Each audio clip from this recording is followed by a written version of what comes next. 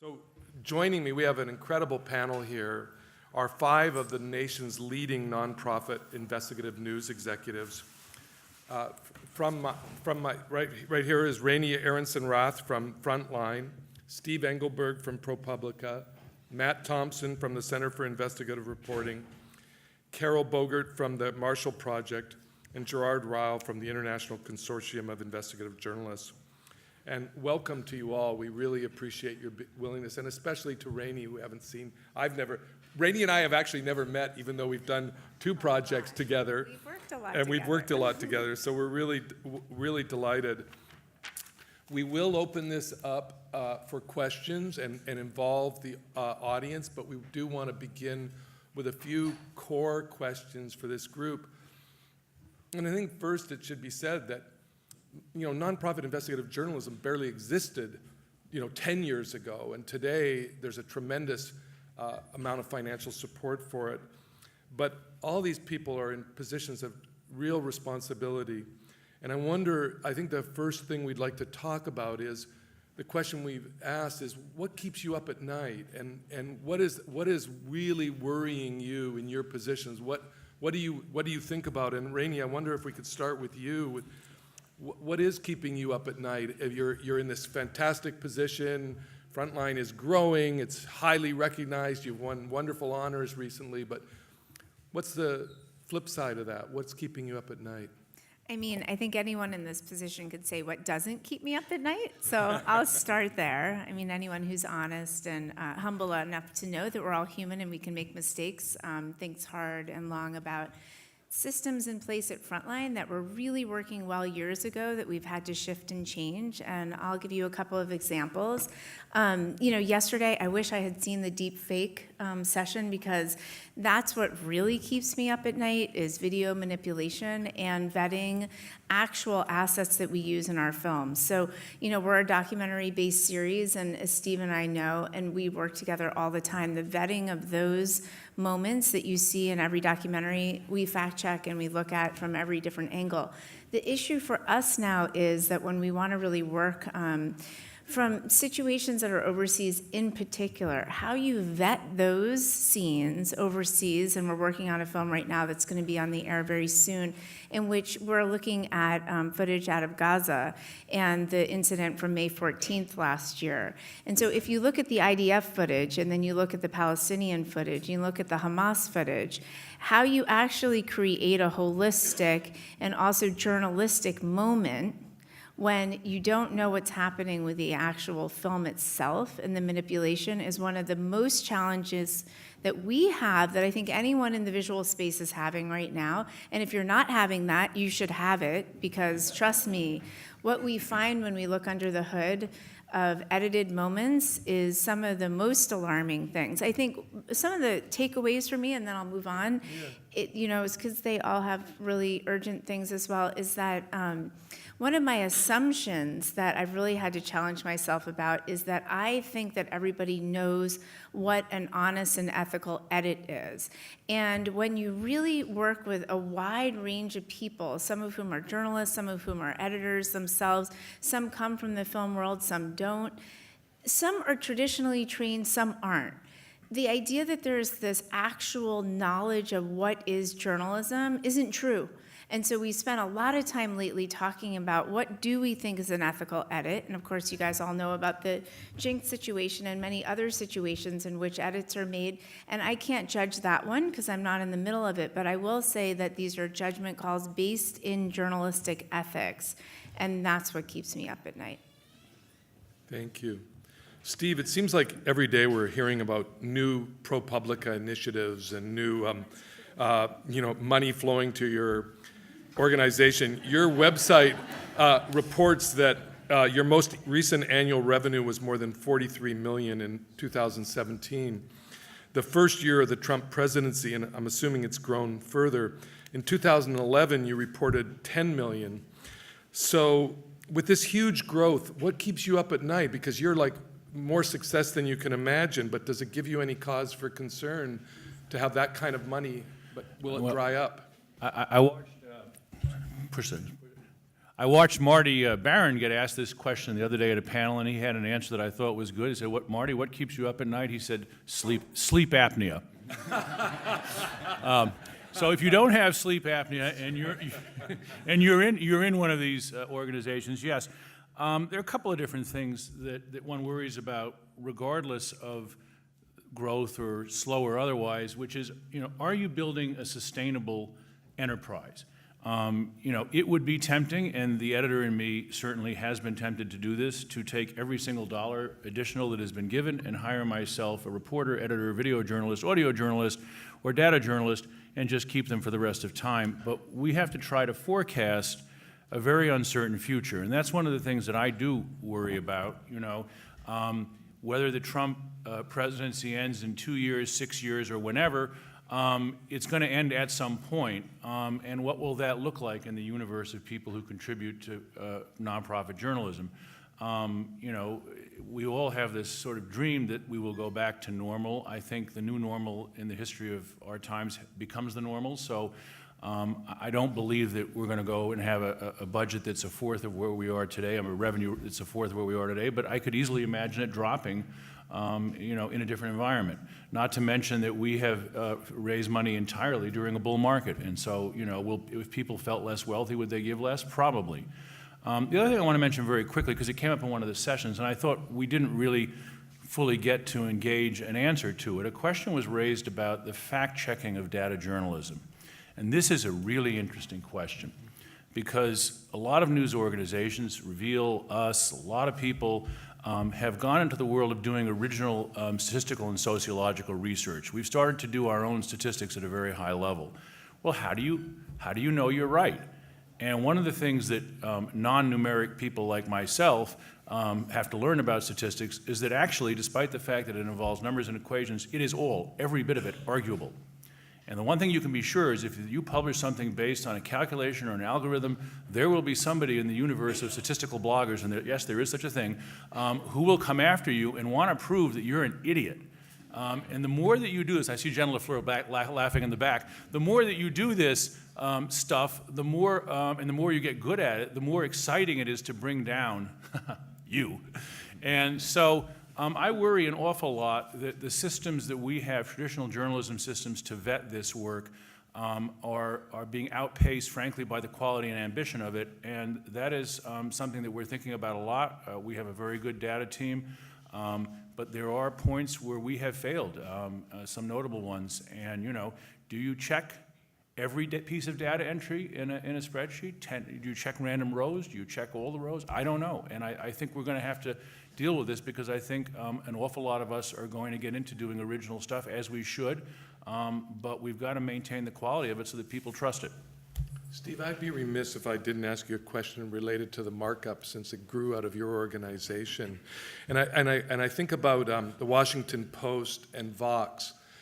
Ezra Klein left the Washington Post to create Vox. Julia Angwin left ProPublica to create the markup. Why couldn't that have happened within a structure that was already a healthy, vibrant structure? Because clearly there's something wrong at the markup. And I just wonder what you think about whether you could have developed a whole new line a la the Marshall Project, like criminal justice reporting under the ProPublica banner, or digital investigations under the ProPublica banner. And since I have you on the stage, I think it's a fair question to ask whether that could have happened under the ProPublica banner. As a New Englander, I'm going to continue the Boston analogies. As Bill Belichick once said, we're on to Cincinnati. I really don't feel comfortable getting into that. Clearly, we remain at ProPublica committed to tech reporting. I'm a great admirer of Julia Angwin and Jeff Larson. Some of the finest data work that I was referring to a moment ago was done by them.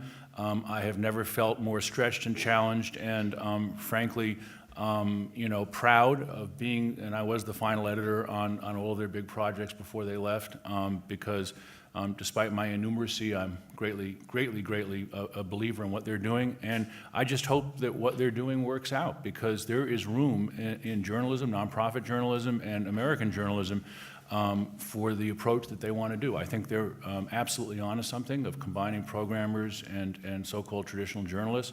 And I hope whatever happens, that the people who wanted to work at the markup find a way to continue to do that journalism. Okay, well, maybe we'll come back to it with others because. And we're on to Cincinnati. Matt, welcome to the, it's great to have you. No, I'm not asking you about the markup, but welcome to the Bay Area. Matt, for those of you who don't know, is a newcomer to the Bay Area and to CIR, and we're delighted that you're here and part of this community.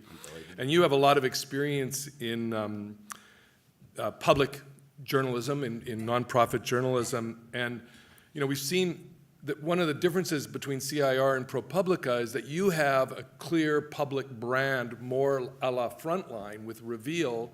ProPublica doesn't really have a program to the same degree. And I just wonder, when you're thinking about your future and whether to support, like how essential is having that program, that central public-facing, direct to the audience for the success of your nonprofit approach versus the ProPublica approach? Yeah, I mean, I think part of one of the flips I would make in the answer is part of the way that I think about it. It is such a compelling part of the work that CIR does, is having the nation's most significant, I would say, weekly dedicated platform for investigative journalism that is in nearly 500 public radio stations, that is nearly 500 communities around the country every week. That's an extraordinary gift. Part of what I think it enables is it is one of the best platforms for collaboration for among the industry. I look at my fellow panelists this morning, and I can't think of someone here that I don't want to partner with for the work that we do. I think, in part, this is what I see as an advantage of us as nonprofits, as public media organizations at this moment, which is that I think for a long time, there is still a sort of vestigial, and I think we've heard this through this conference over the past couple days, there's still, I would say, very much in the industry, a vestigial sense that the primary engine of action in the industry is competition among news organizations. And I think that's a sort of misreading of our situation in this environment. I would say that in general, journalistic truth is losing the attention game overall to a lot of things that are not journalism, and that it requires a really robust and collaborative ecosystem in order to meet the needs of the public at this moment. And Reveal, part of what it gives us is a foundation, both a platform for the owned and operated investigations that CIR does with the tremendous team of journalists assembled there, but also a platform for real robust collaboration across the industry, for being, I think, for serving this role in an ecosystem that I feel really excited to serve. I think collaboration is something we're going to talk about here because it's clearly a central issue, and this is the first conference that I've ever heard the term network effect applied to journalism, actually. I've always heard it applied to platforms and technology, but this weekend I've heard it applied to journalism, and it's the first time, at least in my experience. Carroll, you've just got a new editor, a distinguished journalist from the New York Times, a tremendous reputation. And one thing that distinguishes you as you're thinking about what keeps you up at night is that you're a single-focus news site. You have a clear commitment to a niche, to criminal justice reporting. And does that pose particular challenges when you think about, Frontline or ProPublica versus Marshall Project, which has a very clear identity? Yes, that makes the Marshall Project different from the others on this panel. And I've thought often about whether is that a limitation or an advantage, particularly thinking about the business side. So I represent the business of the Marshall Project. I don't run the newsroom. Fortunately, one of the things that does not keep me up at night is the future of journalism. That's the editor's problem. I'm just kidding, but no. But in all honesty, to know that your newsroom is in the hands of Bill Keller and, as of tomorrow, Susan Chira, woohoo! Yeah, right. you do kind of feel like, you don't have to worry, because those are real pros. And I also just want to say that one of the things that doesn't keep you up at night is, to answer the reverse of your question, is this feeling of fellowship, even at this conference, that we're here together, we're discussing the problems that we have together, that we collaborate as we do. I'm blessed to have friends and mentors like Monica Bauerlein and Krista Scharfenberg, who are always ready to take my call and answer my questions, and Dick Toffel has been great. It is it's a generous space, and that gives me a lot of comfort. And I also just wanted to say, Matt, the Marshall Project won a Pulitzer Prize soon after our founding in collaboration with ProPublica. And if you don't know the story of that story, it's an object lesson in, I think, the future of our business. We had a journalist in Seattle who got wind of a story that a ProPublica journalist in Colorado also got wind of, and they started reporting the opposite ends of this story, and then found out about each other and did not say, I'm going to beat that asshole into print.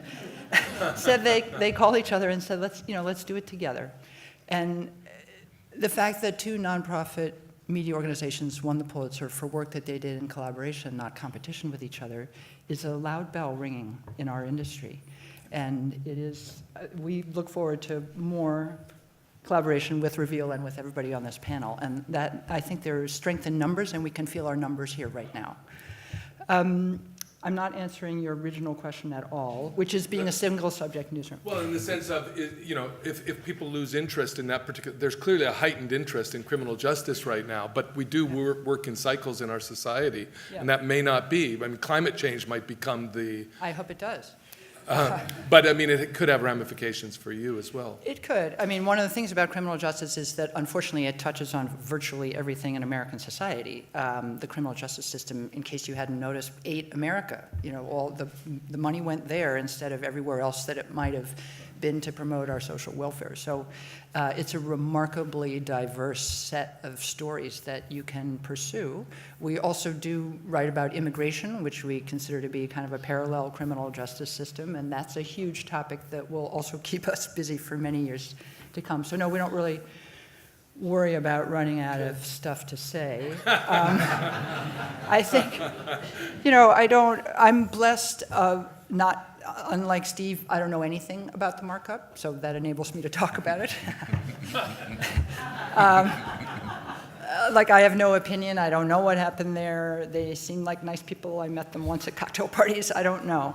But to me, the lesson of that is we got to take care of our business, of the business side of our business. And we're not in this we're in this to promote the journalism. The purpose of the business side of the Marshall Project is to enable the journalism of the Marshall Project. But despite that fundamentally supportive role, our health and our smooth execution is absolutely critical to the journalism. And if there's one thing maybe we should walk away from, having watched the crack up of the markup, it's let's really make sure we get that right and do that well. That's one of the reasons I asked Steve about if it had occurred inside the framework of ProPublica. There's already a business and cultural infrastructure that's been established. And I know from working on The Intercept and Racket and other startups how difficult it is to create a startup, and there are many pitfalls. And well, and I think in general, doing the work of journalism, producing stories, the craft is tangible and it's evident. It can be harder to see how much craft there is in management and in leadership. That can be more diffuse or more abstract. It can be harder to tell, but it is watching great managers at work, watching folks that really know how to read a nonprofit budget at work, which is a discipline that requires an ability, for example, to read both accrual and cash-based budgets at once and understand how the two relate to one another. It is a real skill that takes genuine finesse, and without that skill and without that craft being at its highest level, the journalism absolutely can't be at its highest level. Yeah, I mean, I wasn't trying to dodge your question too much. I mean, I will say that You know, without getting into the specifics of the market, which I don't know that much about, I will say that having been through it, the daunting nature of building one of these things is not to be, you know, gainsaid. I mean, you are literally walking in, as we did in 2008 at ProPublica, with a room with a carpet on it. Yeah. And from that, you have to end up with a CMS, a system for gathering donations, an auditable set of books, and a gazillion other things that have to work. I will say I was shocked when we switched our CMS out about a year ago when Dick Toffel, our business side manager, came to me and said, "You do know that's your responsibility." And I said, "What?" He said, "Yeah, why is the printing press on the editorial side?" He said, "Well, how does it get edited?" I mean, so suddenly I had to learn about full stack, God knows what, and when it started failing, it was a lot of fun. I think that's Carroll's, Manning is exactly right. I mean, the infrastructure that you need to publish online is very, very significant, and it's amazing how easy it is to mess it up. One thing, by the way, I just happened before I turned my phone off to see a tweet. 43 million in annual revenue, as you said, is not the annual budget. So we actually have been putting, I just saw a tweet that said that's our annual budget. I wish. But we do put aside money in a reserve because our theory is that the people we hire are incredibly valuable assets. They're our only assets. And when there is a downturn, which we think there will be, we want to have some reserve to be able to avoid layoffs. And so we have been planning for that rainy day, which I think will come at some point. Well, and I didn't mean to give the impression at all that it's the budget. I mean, it's not what you're spending, but it is. It shows that there's a tremendous amount of support for nonprofit investigative journalism. Gerard, I'm sorry that it's taken me so long to get to you, but I mean, in a way, you've had such incredible impact with the work you do, and you're here in some ways. Each of these is a unique organization, but you represent transnational collaborations where you sort of put yourself in the background, your organization in the background of all of these partner organizations and in service of them, at least as I understand it. And so what are the special challenges in maintaining an organization that doesn't seek to necessarily be at the front of the story, but seeks to help others be at the front of the story? Yeah, I think what keeps us up at night is actually the story, because how ICIJ works is that we bring investigative reporters from more than 120 different media organizations around the world together, and we ask them to work together. And in order to get them to the table, we have to actually come with something. And what keeps me up at night is that something, which is a really great story that's going to work across borders.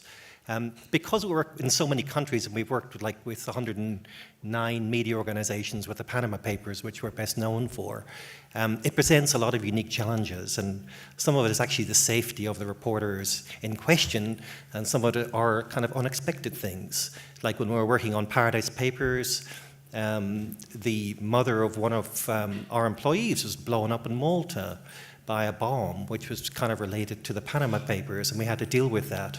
You know, we've also had other reporters who, at the moment, for instance, our journalist in Turkey is being sued for the stories that she wrote.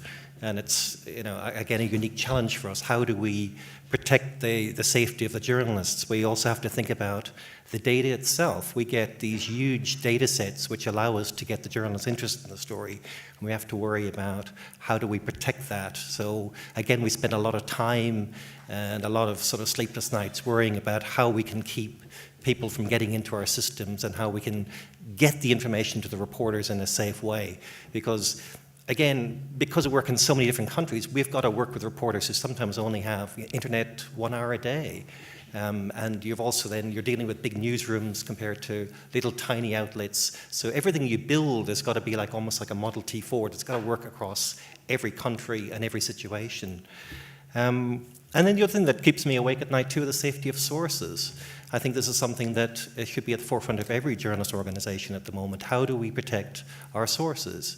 And one of the things that we are most proud of is the fact that the source of the Panama Papers has never been found. And why is that? Because they've never come out publicly. We had a situation with a story we did in Europe called LuxLeaks, which was about how Luxembourg was a tax haven. And the source there, you know, and one of our journalists spent years in court fighting PwC, who were trying to sue him for leaking the information. Now, he had leaked the information before we got involved. So I think we've got to think a lot, not just here in this country, but internationally, about how we can educate sources to protect themselves before we get to them, because often the mistakes are made before we come there. And so basically the mistakes, they've contacted somebody, they've used their own phone, they've used their own computer. I think we've actually got an obligation as journalists to try and educate the public to help us get information in a safer way. That's really helpful. We've talked, all of you have touched on collaboration, and you're probably the leader in this area and have set the tone for the industry and an example for an industry.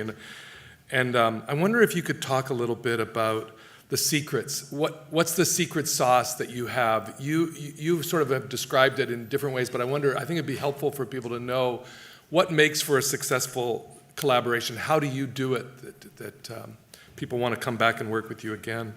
Oh, there's a few things. I think initially it's very important that everyone understands what the rules are from day one. So you've got to sit down with all of your collaborators and say, these are the understandings of this collaboration. We're going to share information, for instance, or we're going to publish on a certain day. Marina Walker who's here, the deputy ICIJ, basically puts it this way: when you're building a successful collaboration, it's basically like building a successful dinner party. You want people at the table who are going to be good conversationalists, who are going to play by the rules. And so it's not about bringing the best, brilliant jerks into the room. It's actually having people that are willing to share information and play by the rules, and be willing to set aside their own egos. One thing we're very proud of at ICIJ is that we don't put our egos at the center of everything. In fact, we have a saying: we leave your ego at the door if you want to work with us. We are a service to the media partners. We bring the story, we help bring the story to publication, but we try not to insert ourselves into the traditional way where, hey, it's our story, we're great. If we give a story to The Guardian or to an outlet in Nigeria, it's their story the moment we give it to them, and that's very important to us. So there's no secret sauce, it's really just logic and common sense. But I think what you're really talking about there is you're in service to those journalists, because you're saying it's their story, it's not your story. Even though your conception, the decision about which story you're going to pursue is yours. It came actually from making mistakes at the beginning. When I came over to ICIJ about 8 years ago, I did whatever. My background was in management. I was a deputy editor of a newspaper. So naturally, I decided to go to the management of each of these media organizations. And I would queue for hours to get in to see the bosses, and they would say, hey, why would we want to work with you? This is a crazy idea. And from having failed doing that, we realized that one of our biggest secrets was to go peer-to-peer, go to the reporters. Reporters, it doesn't matter what language they speak, they all love a great story. So if you can get a reporter interested in your story, they're going to do all the advocacy inside that organization you need. And so we, by making that mistake, we actually realize that is part of the secret sauce. Reporters love stories. Give them a good story, they'll kill their grandmother to get that story. So therefore, you already have what you need, and you can step back. Thank you. I think it's really great to hear that. Carroll, you depend on collaborations to get your stories to a larger audience for the network effect. And I wonder how you strike this balance between finding a partner, finding a publisher, and potentially losing your identity, because if I read it in the New York Times, I don't necessarily clue on, people don't read bylines. Yes. Do you care about that at the Marshall Project? And how do you balance that? Because you have to go out and you're the one who has to go out and raise money. Yes. We were just talking about this morning, and how many people had heard my colleague Lawrence Bartley on All Things Considered, and people I went to kindergarten with emailed me and said, do you work at that Marshall Project thing? Because I just heard your guy on NPR. I was like, it's so powerful, because they're forced to say your name on air. And when you're in the New York Times, no normal person, except those of us in this room, reads bylines, right? Only journalists care about bylines. Normal people may not notice that the story that they're reading in the New York Times was written by the Marshall Project. And how much does that matter? Not that much. The most important thing to us really is that the news go out into the world and have an impact. And if you're in the New York Times on the front page, your story is likely to have some impact. And we will, gladly trade away glory for impact anytime. Having said that, though, of course it's a balance. And of course, if nobody, if no donor had ever heard of the Marshall Project and I had to walk through the door and start from the beginning, that's a tougher space. So, and also part of our mission is to literally, allow me to quote the mission statement, to create and sustain a sense of national urgency about the criminal justice system. So if that is the case, then baked into that is the idea that you want more people to care about the criminal justice system and to know about the criminal justice system. And therefore, you do care about growing your audience and making sure that more people, whether they read the New York Times or not, maybe are reading the Marshall Project on our own website or through our own social media feeds. So we do have some commitment to audience growth and development as part of our mission. Is that partly because you rely largely for your donations on larger donors rather than, like today's political campaign is based on many small donors, but you might be more foundation and large donor based, so it's easy to present to them, here's the New York Times front page with a Marshall Project on it, when you can't do that to 500,000 people. Yes, that's true. Having said that, we do have a membership program. Y'all can become a member for as low as $5. And that does bring in a substantial, six-figure sum every year to the Marshall Project. So it's not determinative in our budget, but it's awfully handy. And we would love for it to grow. And in order for it to grow, our audience will have to grow. So you're right that being the recipient of relatively large and generous donations from big foundations and individuals helps us to focus on impact as our primary goal. I would just add, because we're working on a documentary together, Carroll and I are, that the conversation has evolved about credits in our collaborative nature as well, that now we're giving full credit on the actual documentary films with our partners. So in the film we're doing, the Marshall Project is really featured alongside Frontline because these live inside a digital universe as well. So they're traveling in the landscape where there's no identity to it. It's not necessarily airing on PBS. So if you don't have your partner's brand on it, it can easily be lost. So this is something that we've talked a lot about. How do we maintain our brand, of course, but also our partner's brand when the journalism is collective? And we do this with ProPublica too, and others that we work with. And are you doing different things that you wouldn't have done a few years ago? Absolutely. Like what are those specifics? I mean, we're putting our partner up front with us with the same levity of the brand. So we just did this with the Wall Street Journal, for example. Even in our digital products, we just make sure that every single space that we're in, we both have our branding. And that's because it travels into the world at large. And even on public television, we're doing that now. So there's a more generous spirit among us. Right. I mean, I think it's a necessarily and fair spirit, Right. right? It's necessary. So one thing, While we're killing our grandmothers. one thing, having Matt here, those of you who don't know, Matt is one of the founders of something known as Spark Camp, which other than this conference, I think is the best journalism conference in the country. And one thing I admire about what Matt's done and his colleagues have done with Spark Camp is they involve people other than journalists. Because when we only talk to ourselves, we have a very limited view of the world. And so I think Matt brings a very open view of the world. And one of the things, Matt, you talk about in terms of collaborations is that even the biggest news organization, the New York Times, they're nothing compared to Google or to Facebook. I mean, they're just tiny. They're in their reach. And so so you're looking at how to make these collaborations worthwhile on a much larger scale than I think people have envisioned previously. And how do you imagine that happening and making that possible? How do you identify and make that happen? Yeah, I did this calculation a few months back for something, just asking about the scale of the work that we do for sort of the customers that we serve as news organizations. If you imagine a sort of like employee to customer ratio of a company like McDonald's, which serves 68 million customers a day and has worldwide like 1.9 million employees, like the product that McDonald's creates, it requires is 36 employees for sort of like every one customer that they serve on a daily basis. But if you apply that sort of to media, take the BBC with its weekly reach to 372 million people, and they've got about 20,000 journalists in different ways working with them, then they're creating this one product. Each employee, if you imagine everyone at the BBC sort of creating the BBC for an individual one of the BBC's customers, it's a 18,600 to 1 employee to customer ratio. But a company like Facebook, which is making an individual customized news product for something approaching 2 billion people across the world, has an employee with its 25,000 employees, has an employee to customer ratio of 58,000 to 1.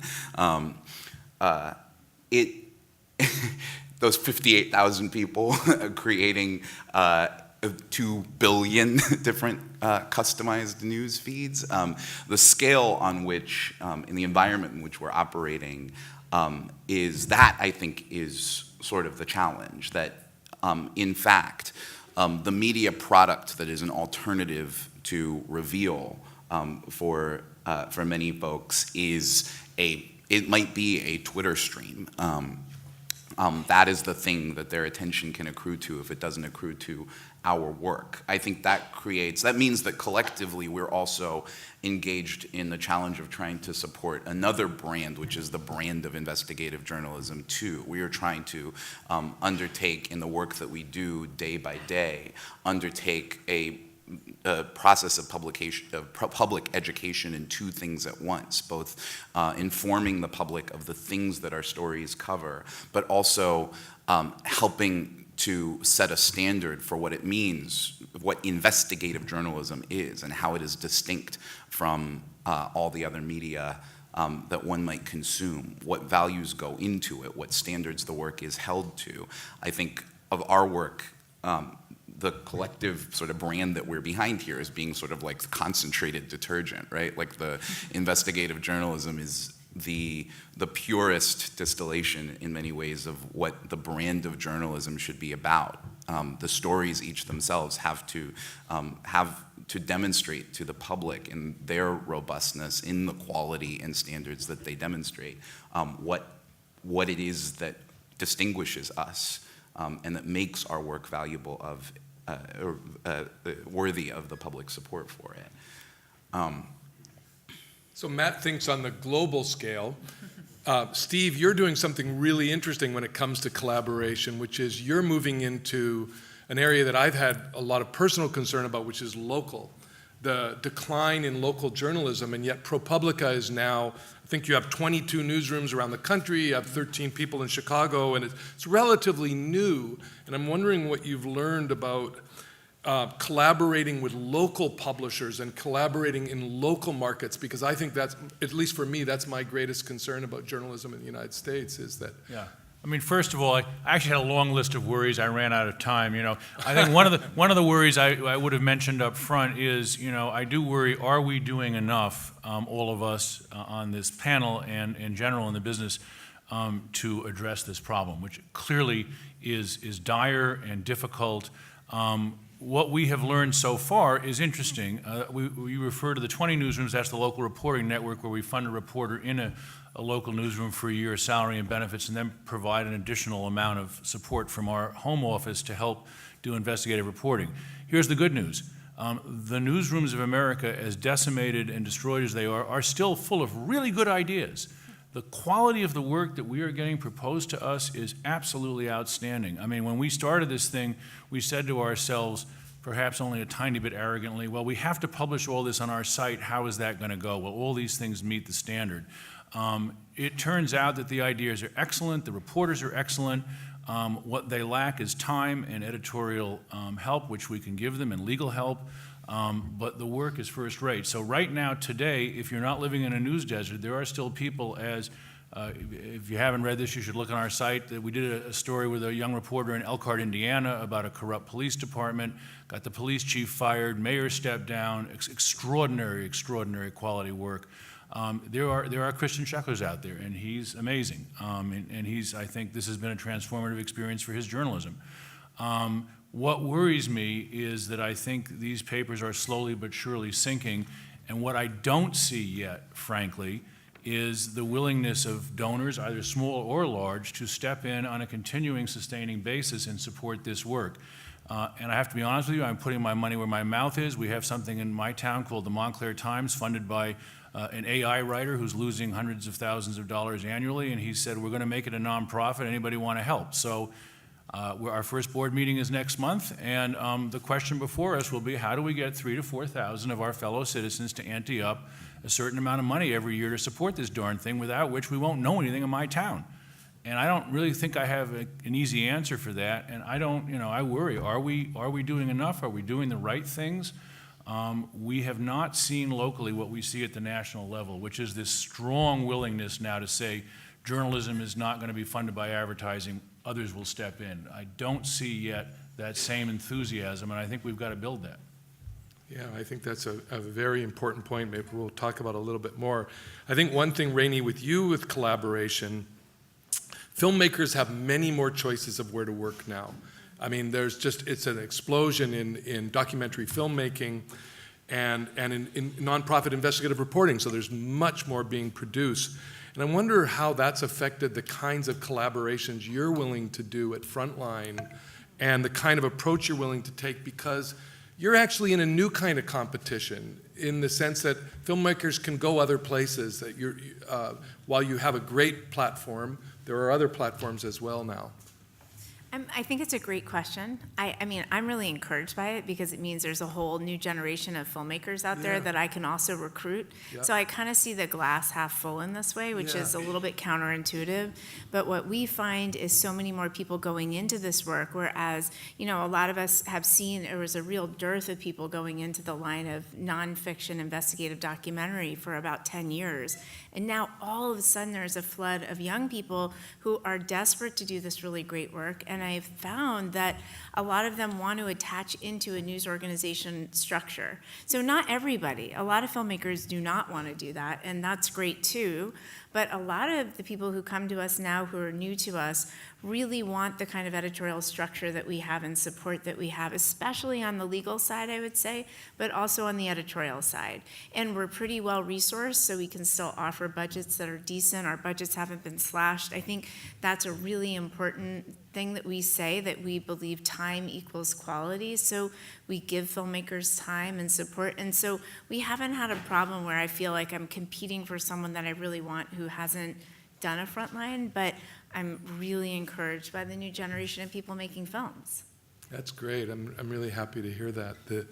We're going to open the conversation to the floor in a moment. But before we do, I think there's one sort of general question for all of you. That any of you could take up this question, which is, most of you, if not all of you, have become transparent about the makeup of your staffs. And it's becoming the norm within nonprofit organizations to be very clear about who's working there, what's the mix. And all of you have made efforts to increase the diversity of your staffs and to elevate people in management, et cetera. And I just wonder if you could talk about how that's fitting into your mission. And any one of you could take this question, and then we'll begin that conversation and we'll move to the floor. I mean, I would say I became executive producer of Frontline 4 years ago, and so I had a real opportunity to really say what I wanted to do in terms of how I was going to build a senior team. And I had the ability to have the strength of a legacy news organization, and again, being pretty well resourced to make some really dramatic changes. And we have made major changes at the senior level, but also on the producing staff, and we do publish that information. And I think that a lot of the work out there, like for example, the Build grant from Ford, which some of us have in this room, which is basically a change agent grant, was given to us 2.5 years ago, and that gave us the ability to do all sorts of things, whereas excuses had been made in the past by a lot of us about really, really recruiting diverse talent. Now that's no longer the case, and we really have funding to do it, and we're doing it systemically, and the question is, how do we sustain that change? And the sustainability issue is at the heart of everything now. So it's not the change as much as it is making sure we remain vigilant as we go forward. I would say that, for me, the arc of my career, if it has like one arrow towards increasing clarity about my purpose in this field, it's towards this thing that I am in this work in significant part because I want to find the most important stories that are not being told and give those stories the richest possible telling that I can. And I think with that aim in mind, it leads me to this place that every story, my hope for every story is that the story is true and is true on this very deep level. I worry about getting it wrong, not just on the fact level, but getting it wrong in telling stories that don't actually reflect the lived experiences of the public, and of not digging deep enough into the experiences of the folks that we are trying to speak out for and to, of not digging deep enough into their lives and not being able to dig deep enough into their lives to really tell their stories in the way that they deserve to be told. And I think with that as a compass point, it leads you inexorably to the point that you want the journalism to be informed and infused by the perspectives of everybody that we cover as richly and as robustly as we can. Gerard, you in some ways have the most fascinating because you cross borders and you're transnational, and so you have real cultural differences that you've sort of picked up. You've addressed a little bit earlier with the Turkish journalist and the Malta. And what have you learned from managing? If anybody, you're managing the most diverse teams. Well, I've learned actually that you go into this thinking you know what you're doing. You've worked in a country, I've worked in 3 different countries before I came to ICIJ, and I thought I actually knew a lot, and you just realize you don't know much at all, because these journalists, they bring so many different perspectives to a story. I think the best stories are the ones where you can give the most context, and I think when you're working across borders, every journalist that we work with brings something different that you never thought of. I remember when we started working in the offshore world, some of the reporters came to us and told us that the main stories were going to be in banks. And I really thought, well, banks are so boring, you'll never make that, you never bring it alive. And they were completely right, so you were kind of ignoring, you were just, because you were stuck working in certain cultures in certain countries, you were ignoring the bigger picture. And I think one thing I've learned in 8 years of working at ICIJ is that there's so much I didn't know that I now know from listening to these reporters. They come there and they give you, we talk about bringing reporters together, and sometimes you might look at it and say, isn't it great that you can bring a reporter from a small outlet in Asia together with the best reporter from the New York Times? It actually works the other way around. It's the reporters from the New York Times that learn more from these small outlets in different countries. And I think, I really genuinely believe, and I think we practice what we preach, is that the more context for a story, the better the story becomes. Yeah, I think that's really well said. This is a very important issue to the Marshall Project because we cover the criminal justice system, which has hugely disproportionate impacts on communities of color. And we do publish an annual diversity, survey report, which is important, and we're very committed to doing it. I do think, though, there's something about the external eye, feeling that you're stating where you are to the external eye, that can be misleading. The reason that we care about diversity is not because somebody externally is going to be judging us. And we actually literally ask candidates who wanted to be the editor-in-chief of the Marshall Project this question.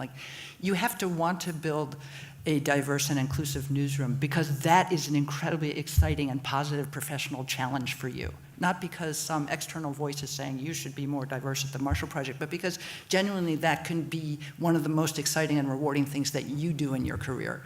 And are you committed to this out of a positive sense of wanting to do this rather than, some feeling like, oh, if I don't do this, the funders will be mad. That can't be the motivation. And I think also when we speak about diversity, we also have to really use the term inclusion, and these are buzzwords, but what we're really saying is, what is the experience of people who work for you, and how do they feel about their voice in your newsroom and in your enterprise? Do they feel comfortable? Do they have a voice at the table? And it's not about hitting a number and then publishing out to everybody. It's about what is the lived experience of the organization and how committed are you to this effort, kind of emotionally. Thank you, Carroll. I'm going to open it up for questions, but I think I'm going to give pride of place to Lowell Bergman, who's given me a question, so I'm going to ask the question for him, which is a very rare experience for Lowell, which is, we haven't talked about Trump and the Trump effect, but what happens when the Trump IRS tinkers with your 501(c)(3) status? What's the alternative if the government moves against these kinds of investigative reporting organizations? How do we self-sustain if we move into a model we clearly see hostility to the press? The hostility could actually be enacted in some other ways. So, John, are you suggesting that the head of the Trump Foundation would be opposed to 501(c)? so he can't run it anymore, so why should anybody else have one? Yeah, Lowell and I were talking about this before we came in here. A couple of things. When we talk, most of us are talking to people from other countries about, well, why can't there be a ProPublica France or a ProPublica, Britain? We often point to the tax exemption as being a difference maker. There is more philanthropy in the United States, this is a fact, than in other countries, and we kind of point to that and say, and that's because it's tax deductible. I'm not sure that's true, because quietly, the latest tax reform significantly reduced the number of people who itemize, and so the tax deductibility for most people who give modest-sized contributions to their church, to their university, to even Frontline, ProPublica, Marshall Project, they're not getting that deduction, and they're still giving. So I'm not sure that all Americans' philanthropy or interest in this is motivated by the 28 cents on the dollar that they're getting back. Would it be a bad day for us if this happened? Absolutely yes. We will lobby against it with all of our power, i.e. none. But I'm optimistic that most people who are supporting this are doing so in a mission-driven way and not because they make a little bit on their taxes. I think you're right, but having worked for wealthy people, there's two pools of capital. One pool is that they're investing it for tax reasons, and another pool they're investing to grow their wealth, and so it can have an impact. We may have to persuade them to grow our democracy. I think many of them are involved in that. And I think, to Steve's point, that I don't think that people support us because of our tax status. I think that if we foreground what gives us value to the public is not how we report our 990s to or the IRS. It is the work, and I think in every universe, I think part of the appeals that we make for membership and for philanthropy aren't and can't kind of be based on a mercenary sense of self-interest. They have to be based on a sense of mutual interest in the democracy. Are there questions in the audience? Monica, at the very back, right there.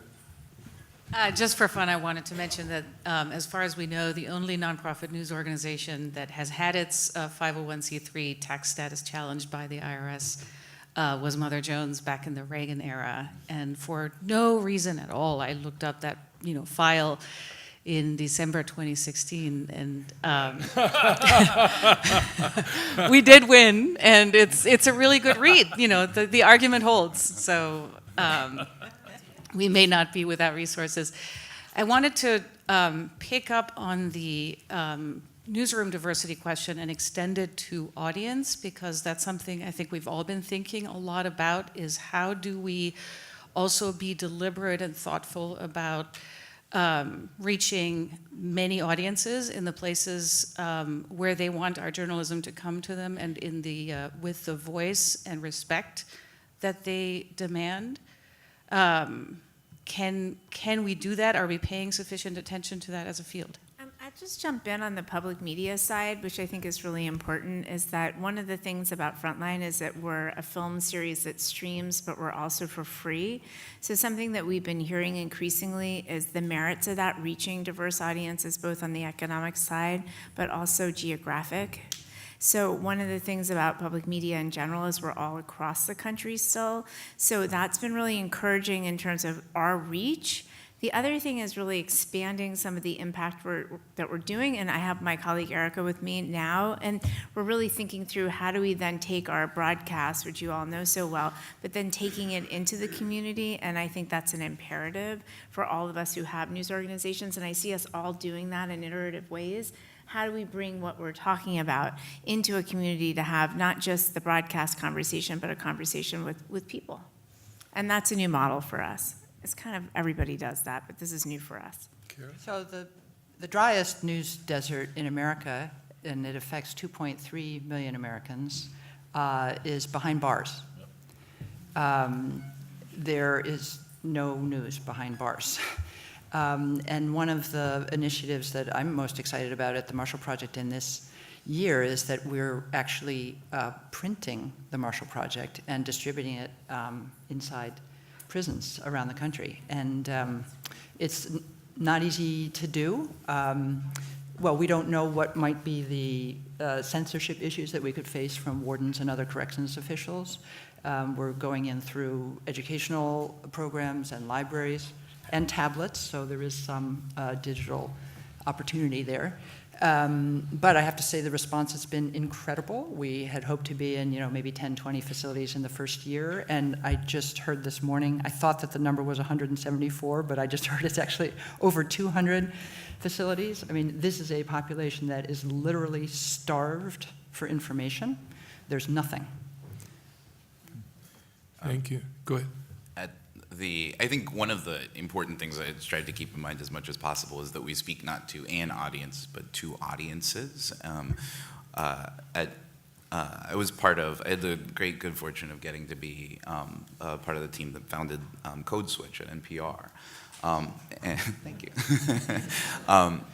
And part of the ethic that we brought to that storytelling, the truth is that the needs of different audiences can be in tension with one another. There's this delightful concept that the Code Switch team came up with of the explanatory comma, a simple way of saying, in news stories, you choose as a storyteller what you explain. And if in a particular story you hear Tupac Shakur, comma, a popular late rapper from the West Coast, it signals something. You are speaking to a particular audience with that choice, and signaling something to a different audience with that choice. So what you choose to explain with the explanatory comma says something to all of your audiences about which audience you're speaking to and which you're not.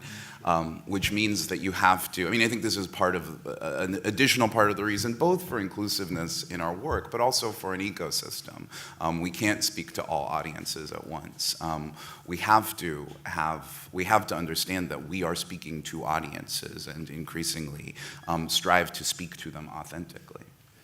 Yesterday at one of the panels, I think it came up, do the stories reach people adequately? Do our story forms? And I think we brush it off too lightly to say that our story forms are such that people can accommodate and understand them. And I wonder what you think about whether you're pushing hard enough on story forms and approaches to reach people who might not be reading a traditional story form. I wonder about David Barstow's tax story, which was fantastic, and the 10 takeaways. Well, those 10 takeaways were way too dense for me. I could have used like a comic book, and I just wonder how hard you are pushing within your organizations to think about how to break up the work you're doing for different audiences, as you say, and make them accessible. Because a prison audience may not be the same as the audience on the outside, in both in tone of writing and length of story, et cetera. I don't know the answer, but I feel like we brush it off too easily. Shout out to Jenna, who is the head of Storyworks, who is taking investigative reports that we've done in collaboration and turning them into plays. Yeah, absolutely. I think on Raney. the Frontline side, we were definitely a very traditional documentary series, and now we do produce visual journalism across all forms. So we just did something you guys can look at called The Last Generation. That's a really big step for us into the interactive doc world, which I think is much more accessible and also includes our partners' text stories. So that's also a really important collaborative space because it honors both forms, right? But they're together. So that's something you can look at as a new way to tell stories. It'll be likely more accessible. Not a comic book, though. The clips are. Well, yeah, I will say, as somebody we have actually done both comic books and music videos. It's actually true at ProPublica, and no, I think you're right. I think we don't, we are not thinking broadly enough about that, and I think that's an issue. The other thing I would say, just as this did come up in another panel, and I think I raised it briefly, I think we need to do a lot more to show our work to the audience. I was reflecting as I was watching the two brilliant New Yorker fact checkers describing the process of what they use to check those stories, and I was thinking, wow, just think about that. Not one thing that these people are saying is in the story. Not one bit of it. It's brilliant what they're doing. It's amazing. And so, I don't know, maybe the New Yorker should be putting an online thing saying, by the way, here are the 98 steps we took to check this story. And if you want to read some of the material, because I think if we're going to fight against fake news, we have to both find different ways to tell the stories and also be much, much clearer on why a fact is a fact, why your thing is not fake video, why, the statistics we're using are valid, since everything is under challenge. And I think we don't do, near enough of that. So we do a lot of publishing of our extended universe, so all the video it brings up really important ethical questions too, and how do you edit that material? Do you edit that material? How do you legally vet it? Do you let somebody just say something? Is it the same editorial standard in that transparent universe? So this is I think for all of us, really important to push into and figure out. When I was at the Atlantic, I oversaw the launch of our membership program, and one of the things the members loved most was a narrative write-up from our fact-checking team, and Yvonne Rolshausen's fact-checking team, of how Graham Wood's story on ISIS was fact-checked. And it's a rollicking narrative. I mean, the fact-checking, part of making this interesting is not making it spinach, but it's actually making our fact-checkers into the protagonists of that story. It's tremendous. The members loved it, and I think it's another audience that we are speaking to.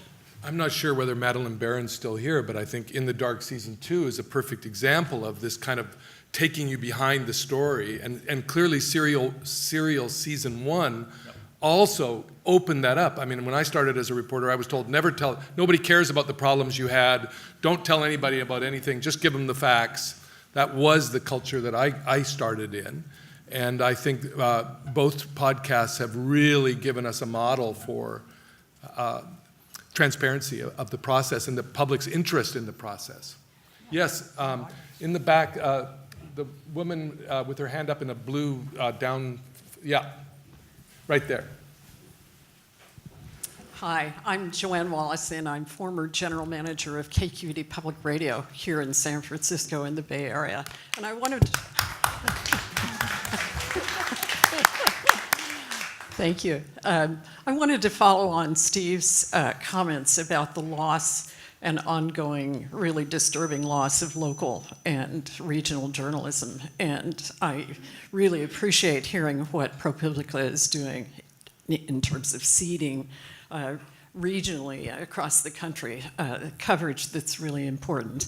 A strategic direction that NPR is going in, which may not be widely known, is, first of all, that NPR estimates that with its member stations, the station end of things actually comprise about 200 sites for local journalism. Not all of them have newsrooms of the size of KQED, obviously. But for example, the North Bay Fires, Chico, which has almost no journalists, but actually does have one or two, was very helpful in reporting the North Bay Fires recently. The Paradise Fire, for example, and KZYX in Philo, a tiny station, helped with some of that coverage. What NPR is doing is embarking on a regional local strategy between DC and stations all across the country to create hubs of reporters and newsrooms, and Texas is far far ahead of the rest of us. We're hoping that California will come together as well. But it's 200 newsrooms across the country, or 200 stations that have journalists in their stations is significant. And if the power of that journalism reporting can be unleashed and become much more public, not just on the national programs, but locally in our communities. That's a direction that we are following at KQED and in stations around California. And it's, I think I'm no longer at KQED and I'm no longer on the board of directors of NPR, but I'm very supportive of that direction. Thank you. By the way, the IRP and Investigative Studios partners with KQED on a local news initiative called the California Corruption Project. So that's a collaboration that's ongoing right now. Another question. Yes, ma'am. I'm an independent producer based in Guatemala, a kind of exile for the last 15 years from public media. And so maybe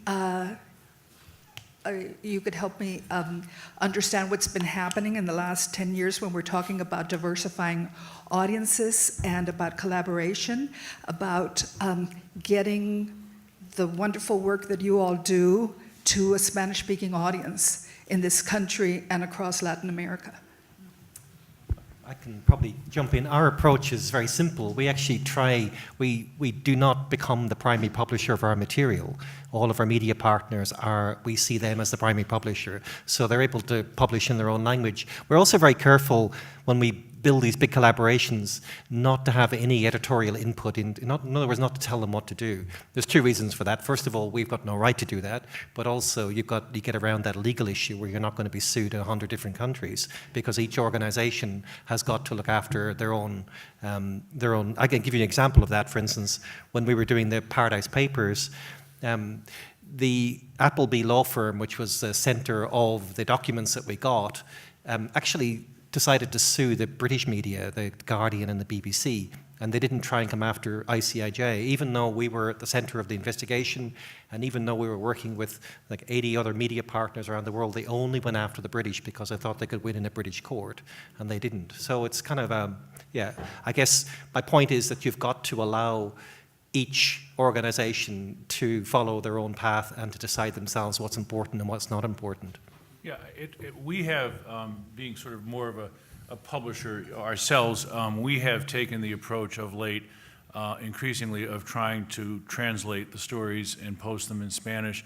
And I will say we hit a very proud moment when Ginger Thompson, a couple of years ago, did a story about how a DEA fumble on this side of the border had led to a massacre in Mexico. We published the story in English and Spanish, and for the first time in ProPublica history, the Spanish version far outpaced the English version because naturally the people who really wanted to read this were in Mexico, and we had tremendous traffic from there.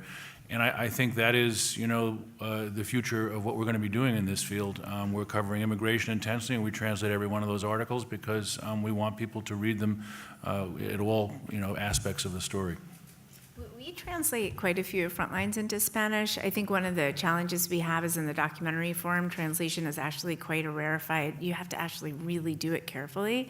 It's not as easy as you think, and so the funding for that is crucial. We don't have full funding for that, so we're always sort of band-aiding together films that we feel should resonate in Spanish, but my theory is all our work should resonate in Spanish. So that's something that I'm really after right now, because we see, like Steve, whenever we do that, our audience grows hugely and it resonates deeply. So See, that's what that deep fake technology is for, Raney. yeah, right, like just go right in there. I knew it had fix some purpose.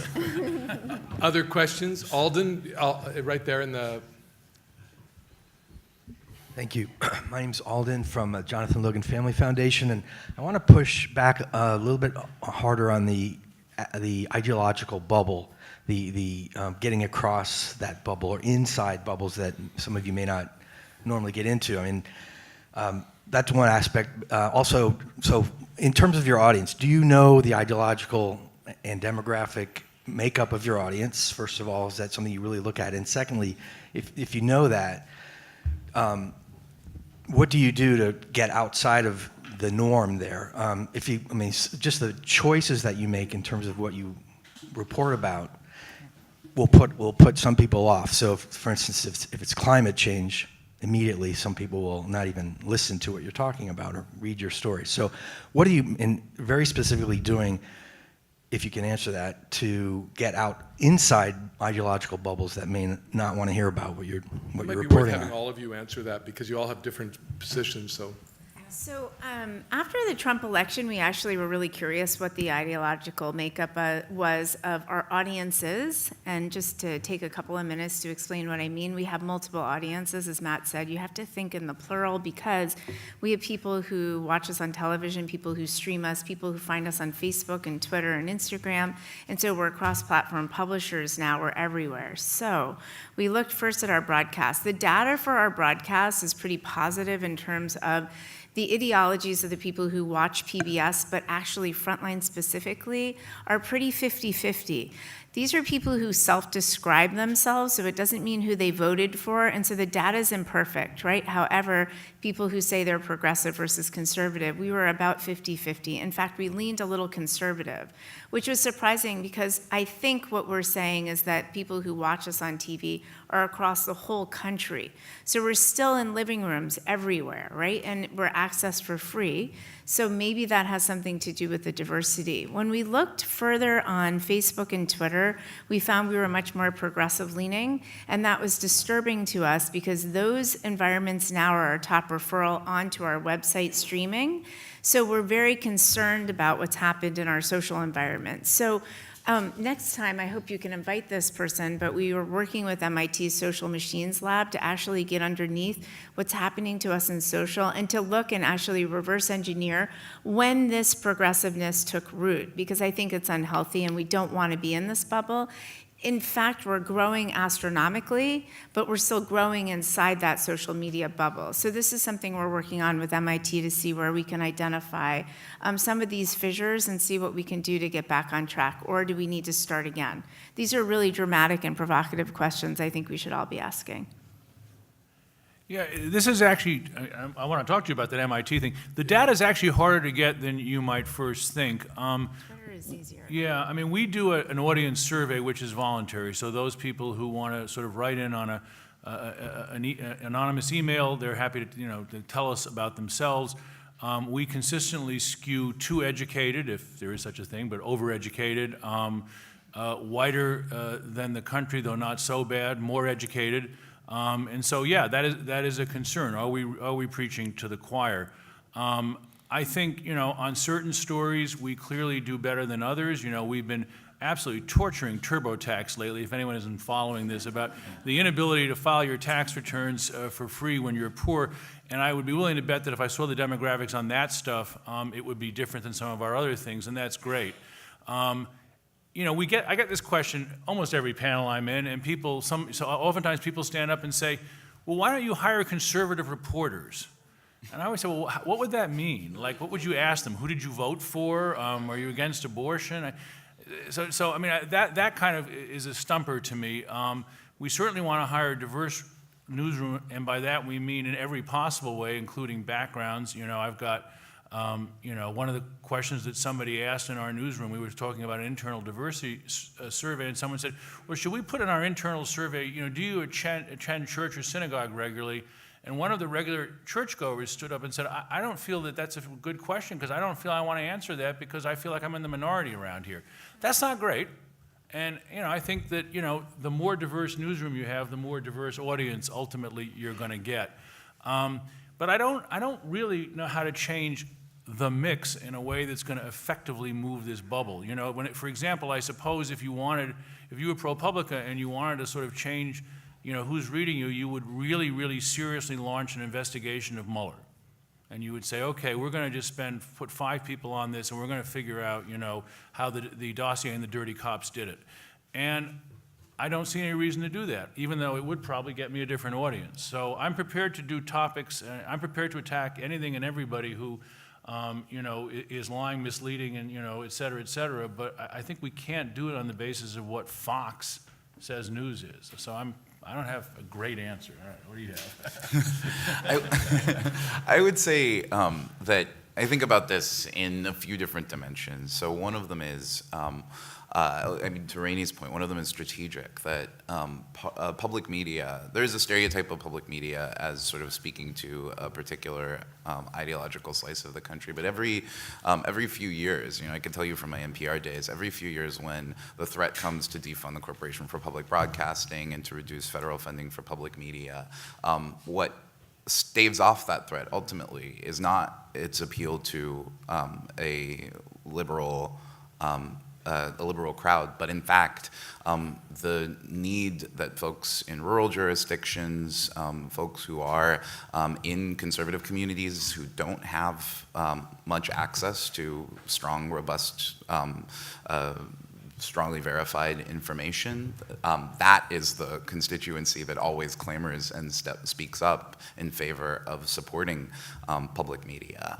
And so that at the strategic level, I think, is part of it. I think on the story level, this is one of the reasons that I think it's so valuable. We have a community engagement effort that involves, in part, doing the work of making sure that we are fully understanding the community context within which our work operates.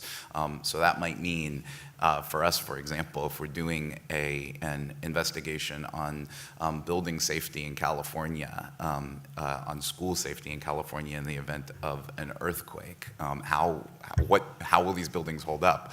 That we might tell that story or accompany that story with a coloring book to get that story to the kids in schools that might need to know how to protect themselves in the event of a disaster. That too is prayers. It's a lot better, I hope, than just the thoughts and prayers. Although, I love a good prayer. But I think that's part of the equation too. And then I think on the story by story level, the forces behind the scenes, us and our exposure to a world of ideas. If we are, for the public, trying to hold up an ethic where we all seek out and value different stories and hearing about different corners of the human experience, then I think it's incumbent upon us to try to do as much as possible to diversify our understanding of the landscape and how it's changing. I think one of my favorite publications that I subscribe to is, in fact, the Plainview News. My partner grew up in a tiny little town in Minnesota, southeastern Minnesota, called Plainview. They weren't great at the branding. But they're the little newspaper for about 3,000 people that speaks to and for this community and circumscribes this really sort of small rural place, is one of the most delightful media artifacts that I encounter in a week. We get it sent to, now the house in DC that Brian's living in until he moves out here to the Bay Area. And it is a delightful read every time. It is as rich and vibrant and filled with people and characters as anything that I encounter in a week. And it is a great reminder that fundamentally to say that we are human, we are all human and we share our stories, is to have an appreciation for the wide diversity there is in the world. Partner opportunity. So I'll be super quick because I think we're running out of time. Yeah. Alden, partners, our native audience skews progressive, but when we can partner, we absolutely love partnering with USA Today. That is an awesome partnership that I think brings us to new audiences. We're building up a network of correspondents in the high incarceration states of the American South. That's a big sort of strategic direction for the Marshall Project now. That we hope is going to, we're going to be covering those areas and reaching those audiences more than we have been able to before. And also visual journalism, thanks to a grant from the Logan Foundation, we've been able to build up, our ability to convey our journalism in other than 5,000-word, brilliantly written and edited stories that may only reach a certain demographic. And when you can speak visually and convey your information visually, you are, I hope, reaching a different kind of audience. I'm going to answer it in a slightly different way. I mean, I think we can say with certainty that that our audience shares our views that what we're reporting on are wrong.